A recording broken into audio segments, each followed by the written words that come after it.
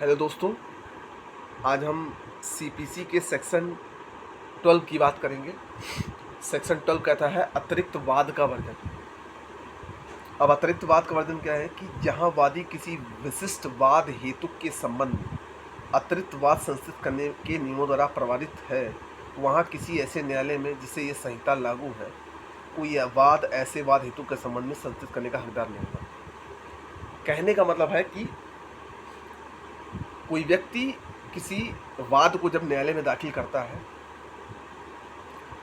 तो वाद जब दाखिल कर देता है और उस पर कार्रवाई जब विचाराधीन की शुरुआत होती है, जब कार्रवाई होना शुरू हो जाती है, तब वह व्यक्ति उस वाद में कोई अतिरिक्त वाद को अर्जित नहीं कर सकता। इससे रोका गया है धारा 12 के अंतर्गत। संहिता की धारा 12, 10 और 11 के क्रम में है, जिसका उद्देश्य मुकदमेबाजी को कम करना है। भाई 10, 11, 12 का मेन उद्देश्य क्या है? मुकदमेबाजी को कम करना और वाद की बहुलता को रोकना। इस धारा के प्रावधान के अनुसार जहां वादी किसी विशिष्ट वाद हेतु के संबंध में अतिरिक्त वाद संस्थित करने से रोक दिया गया है, वहां वह किसी ऐसे न्यायालय में जिस पर यह संहिता लागू है, ऐसे वाद हेतु के संबंध में कोई वाद संस्थित नहीं कर सकता, उस न्यायालय में नहीं कर सकता। अब देखिए, वे नियम जो एक ही वाद के कारण संबंध में अतिरिक्त वाद का वर्जन करते हैं। अब इसमें कुछ वाद हैं जो अतिरिक्त वाद का वर्जन करते हैं, रोकते हैं। कैसे? आदेश 2 नियम 2, ऑर्डर 2 रूल 2। आदेश 2 के नियम 2 और उपनियम 1 के अनुसार वादी को अपने वाद में संपूर्ण दावों को एक साथ सम्मिलित करना चाहिए। वादी जब कोई वाद दाखिल करता है तो उसको अपने संपूर्ण दावों को एक साथ सम्मिलित करना चाहिए, परंतु वादी को यह अधिकार है कि अगर वह चाहे तो अपने वाद को किसी न्यायालय की अधिकारिता के अंतर्गत लाने के लिए अपने दावे के किसी भाग को त्याग कर सकेगा। ठीक है? मतलब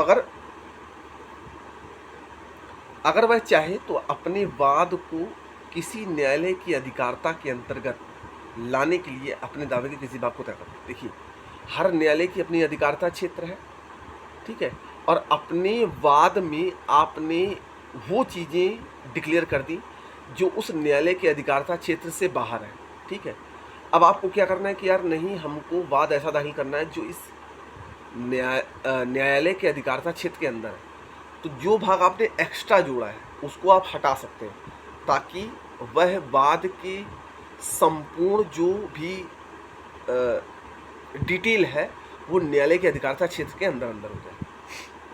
आदेश 2 नियम 2 उपनियम 2 के अनुसार जहां वादी अपने दावे के किसी भाग के बारे में वाद लाने का लोप करता है, ओमिट या उसे जानबूझकर त्याग देता है, वहां वह इस प्रकार लोप किए गए या त्याग किए गए भाग के बारे में तत्पश्चात वाद संस्थित नहीं करेगा।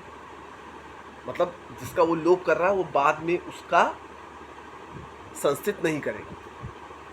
आदेश 9 नियम 9 ऑर्डर 2 रूल 9, जहां कोई वादी के वाद की सुनवाई के लिए पुकार होने पर अनुपस्थित रहने के कारण खारिज कर दिया जाता है, वहां वादी उसी वाद हेतु के लिए नया वाद लाने से प्रवृत्त हो जाएगा। दूसरे शब्दों में, जहां कोई वादी की अनुपस्थिति कारण खारिज होता है, वहां वादी उस वादी हेतु के लिए नया वाद लाने से रोक दिया जाता है। अब देखिए, ऑर्डर 9 रूल 9 क्या कहता है कि यदि किसी वाद की सुनवाई के लिए किसी पक्षकार के वाद की सुनवाई पर उस पक्षकार को अगर उपस्थित होने के लिए कहा जा रहा है और अगर वह अनुपस्थित है तो वह वाद खारिज कर दिया जाता है। तो इसके लिए वह दोबारा वाद दाखिल नहीं कर सकता। ये कहता है ऑर्डर 9 रूल। फिर आता है ऑर्डर 22 रूल 9। क्या कहता है? जहां वाद का आदेश 22 के अंतर्गत उपशमन हो जाता है, एडवेंट हो जाता है या वह खारिज कर देता है, वहां कोई भी नया वाद उसी वाद हेतु पर नहीं लाया जाएगा। तो ऑर्डर 22 रूल 9 क्या कहता है कि जहां पर वह वाद खारिज कर दिया जाता है, वहां कोई भी नया वाद उसी वाद हेतु पर नहीं लाया जाएगा। फिर आता है ऑर्डर 23 रूल 1।